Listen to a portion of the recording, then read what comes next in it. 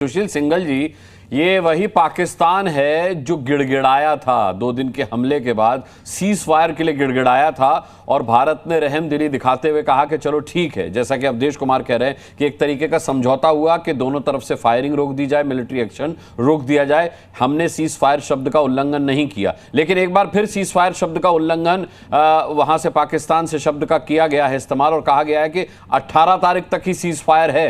क्या मतलब है इसका कूटनीतिक रूप से?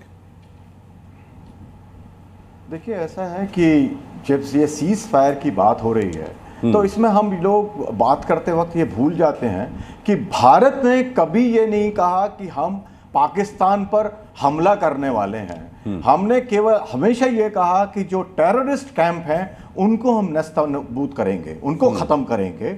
और उसको खत्म करने के बाद हमारे डीजीएमओ ने डीजीएमओ को बता भी दिया कि हम और कार्रवाई कोई नहीं करने वाले हैं आपके खिलाफ, लेकिन अगर कोई हमारे ऊपर अटैक करेंगे तो हम उसका जवाब देंगे। तो हमने जो भी एक्शन लिया, अब पाकिस्तान ने क्योंकि हमारे खिलाफ कार्रवाई करने की कोशिश की, उन्होंने सिविलियंस के ऊपर भेजे, मिसाइल्स भेजी और ड्रोन्स भेजे और लाइन ऑफ कंट्रोल पर उन्होंने अटैक किया। भारत ने उसका जवाब दिया। यह है कि हमने ईंट का जवाब पत्थर से दिया, गोली का जवाब हमने गोले से दिया। तो पाकिस्तान जब इसकी इतनी हालत खराब हुई इससे, तो वह पाकिस्तान जो है अमेरिका के पास गड़गड़ाता हुआ गया कि भाई हमें जो है सीज फायर करिए, हमारे से ये लड़ाई को रुकवाइए। और हमने अमेरिका का, जैसा कि सब कुछ आ चुका है, कि हमने अमेरिकन साइड को भी बोला कि भाई हम तब करेंगे जब आप ये इनके डीजीएम हमसे रिक्वेस्ट करेंगे। तो उन्होंने रिक्वेस्ट की, हमने उसको माना। उसके बाद में पीरियोडिकली हम इसको रिव्यू कर रहे हैं कि ये सब जिस एग्रीमेंट अंडरस्टैंडिंग हुई है इस पर लड़ाई की रोकने की, उसको किस तरह से फॉलो किया जा रहा है। तो मेरे विचार से पाकिस्तान, लेकिन जिस तरह का है वो आज तक उन्होंने कभी हार ही नहीं मानी। उनके पाकिस्तान के 2 टुकड़े हो गए सन 71 में, लेकिन उन्होंने तब भी कहा हम तो जीत गए। 99 हारे वो पूरी तरह से, उसके बावजूद उन्होंने यही कहा कि हम तो जीत गए। तो ये कभी तो हारते ही नहीं है, ये तो बेचारे ऐसी मजबूत कौम है कि कभी आज तक ये पिट पिट करके भी कभी हारे नहीं। तो वो उसी बात को यहाँ दोहरा रहे हैं, क्योंकि इनको जो है, इनको जो इन्होंने क्लेम किए कि आपने अभी बताया, AI बेस का रिपोर्ट थी, उसके बेस पे उन्होंने सेनेट में क्लेम कर दिया कि जी हमारी फौज ने जो हमारी जो नौसेना जो थी वायुसेना, वो पूरी तरह से काबिज थी सारे उसमें। तो इसी तरह के ये क्लेम करके अनफॉर्चुनेटली क्या है कि ये लोग जो प्रचार करते हैं उसमें विश्वास भी करने लगते हैं और उसी वजह से ज्यादा मार खाते हैं हर बार जी। तो वो इनकी समस्या है और समस्या इनके पास है। हमने तो साफ कह दिया है, प्रदेश मंत्री जी ने भी कह दिया, रक्षा मंत्री जी ने भी कह दिया, प्रधानमंत्री जी ने भी कह दिया कि केवल 2 बात पे बात करनी है हमने। तो एक बात है कि पाकिस्तान ऑक्यूपाइड जो कश्मीर है वो कैसे वापस आएगा, आप कब वापस कर रहे हो।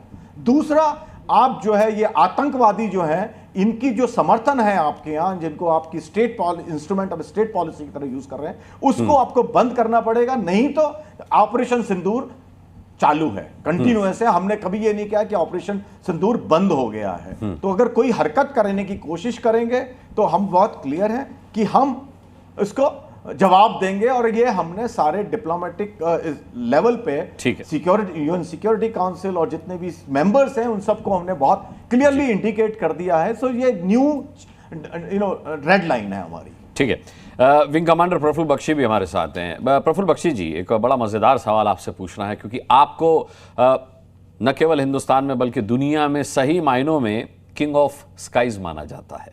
द डेली टेलीग्राफ का मैं जिक्र कर रहा हूं, जिस तरीके से इशाक डार जो उनके विदेश मंत्री हैं, उन्होंने एक फेक न्यूज़ फैलाई कि भाई द डेली टेलीग्राफ में छपा हुआ है Pakistan air force the undisputed king of skies, और बाद में वो खबर फेक निकली।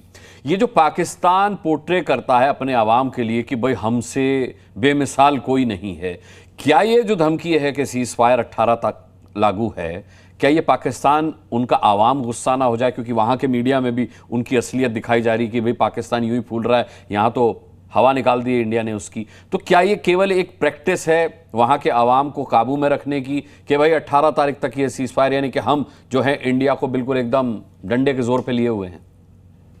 Thank you very much. मैं आपको ये बता दूं कि पहले आप पाकिस्तान के अवाम की बात कर रहे हैं, जो यंगर जनरेशन है, जो लोअर एचेलॉन्स पाकिस्तान की आर्मी के हैं जी, लोअर एचेलॉन्स पाकिस्तान की आर्मी के बगावत पे उतर आए हैं, वो कहते हैं हमें ये नहीं चाहिए आतंकवाद, हमें नहीं चाहिए कश्मीर, हमें चाहिए ओपन बॉर्डर्स, फैलसूफी and trade and economic development. सारे यंगर जनरेशन जो कॉलेज स्टूडेंट्स एंड जो कि 30-35 साल तक के हैं, जो मुल्ला एलिमेंट जो सपोर्ट कर रहा है पाकिस्तान की आर्मी को और जो आईएसआई के साथ में, ये मिलके ये आतंकवाद को जमा रखना चाहते हैं। क्यों रखना चाहते हैं? पाकिस्तान की आर्मी को सत्ता में बैठना है। क्यों बैठना है? 85% ऑफ पाकिस्तान की तिजारत पाकिस्तान की आर्मी संभाल रही है जी। हर एक एसोसिएशन, हर एक बिजनेस पाकिस्तानी एसोसिएशन के अंदर जाता है। और इसको बैठने के लिए उनको कश्मीर का आतंकवाद जारी रखना है। आतंकवाद कैसे जारी रहेगा? वो रहेगा अगर आप टेररिस्ट को अब करेंगे। टेररिस्ट को मुल्ला एलिमेंट लेके आ रहे हैं, ये मसूद अजहर वगैरह जितने का वो नाम इंक्रीज करते जाते हैं, पार्टियां इंक्रीज करते जाते हैं, दुनिया बड़ी खुश होती है कि पर ये तभी काम कर सकते हैं क्योंकि जब हमारे उनको जो रिसेप्शन पार्टी है कश्मीर में और हिंदुस्तान में, जिसको आप स्लीपर सेल्स कहते हैं, जिसको ओवरग्राउंड वर्कर्स कहते हैं, वो चला रहे हैं, उनके कारण ये आतंकवाद रहेगा।